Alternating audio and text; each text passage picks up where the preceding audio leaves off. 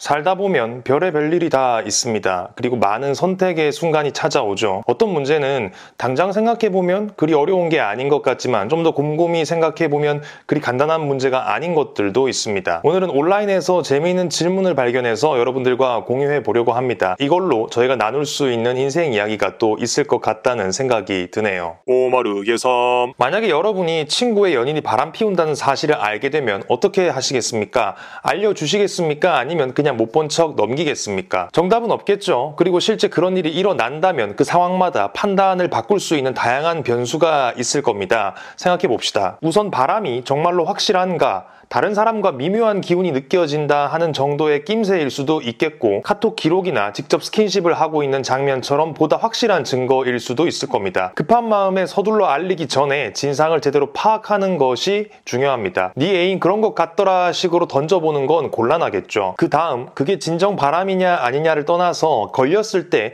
잡아떼고 둘러댈 수 있는 소지가 있는가를 살펴야 합니다. 바람을 피우는 사람 중에 생각보다 치밀한 사람들도 있어서 혹시 모를 때를 대비하고 있는 경우가 있습니다. 만약 친구에게 알리기로 했다면 그 전에 빠져나갈 수 없게 모든 탈출구를 확실히 막아둬야 하겠죠. 그 다음 변명의 여지 없이 바람인 것을 밝혀냈을 때 둘이 당장 깨끗하게 헤어질 수 있는가를 생각해야 합니다. 연인 간의 문제라는 건 밖에서 보는 것과 달리 내부에서는 아주 복잡한 것이어서 남들 기준에서는 헤어지는 게 지극히 정상인 일이 일어나도 쉽게 그러기 어려울 수가 있습니다. 문제를 터뜨릴 생각이라면 반드시 깔끔하게 헤어지는 결말까지 만들어낼 수 있어야 합니다. 그리고 마지막, 헤어진 후 충격을 겪고 슬픔과 배신감에 빠지게 될 친구를 어떻게 할지 그 대책이 있어야 합니다. 나의 개입으로 이별을 했고 고통을 느끼는 친구를 어떻게 다독일 건지, 그리고 어떻게 이 일을 잘 정리해서 다시 이전과 똑같이 맘 편한 친구로 지낼 건지 계획이 있어야 합니다. 단계적으로 해내야 할 것들을 대강 말씀드렸습니다. 저의 생각을 말씀드리자면 저는 이것들이 확실하게 달성되지 않는다면, 마지막 단계까지 잘 해낼 자신이 없다면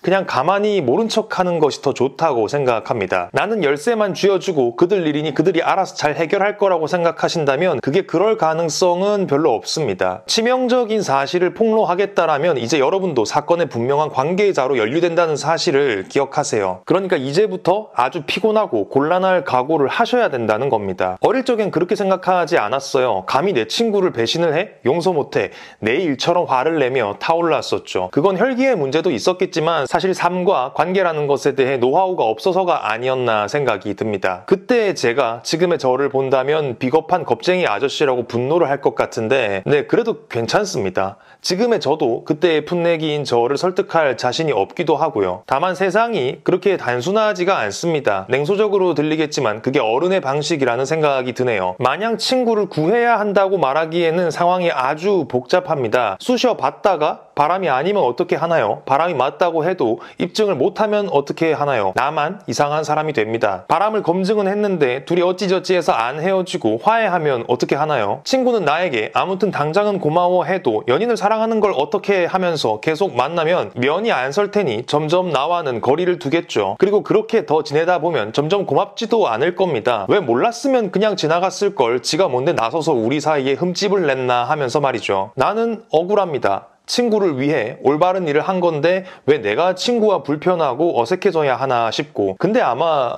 그렇게 될 겁니다. 긁어부스럼 괜한 오지랖이라는 말은 아마 이럴 때 쓰라고 있는 말이겠죠. 오마르 예삼. 친구의 연인이 너무 심각한 인간 쓰레기라는 생각이 들고 이건 정말 친구가 큰일 날 수 있겠다 하는 정도가 아니라면 나서지 마세요. 남의 인생, 더군다나 연인의 문제라면 뭐가 막 신변이 위험한 게 아닌 이상은 끼어들지 않는 게 좋습니다. 바람을 알게 되었다면 내가 알고 있다는 사실을 그들이 알 수 없게 하세요. 사실 중요하고 급한 건 그겁니다. 그렇게 못하면 내가 의도했건 의도 안 했건 그들 사건에 휘말릴 수도 있어요. 예전에 셋 다 함께 친구인 중에 둘이 사귀는 걸 봤는데 가운데 있는 사람은 이쪽 해명 저쪽 추궁 들어주고 중재하다가 결국 둘 다와 절교하게 된 것도 본 적이 있었습니다. 웃기죠? 근데 연인이면 옆에 따로 있는 다른 사람 입장과 상황 같은 걸 잘 신경 안 쓰게 됩니다. 그래서 내 입지는 내가 챙겨야 한다는 말씀을 꼭 드리고 싶어요. 좋은 생각거리가 되기를 바랍니다. 구독과 좋아요, 알림 설정은 제작에 큰 힘이 됩니다. 오늘은 여기까지 하겠습니다.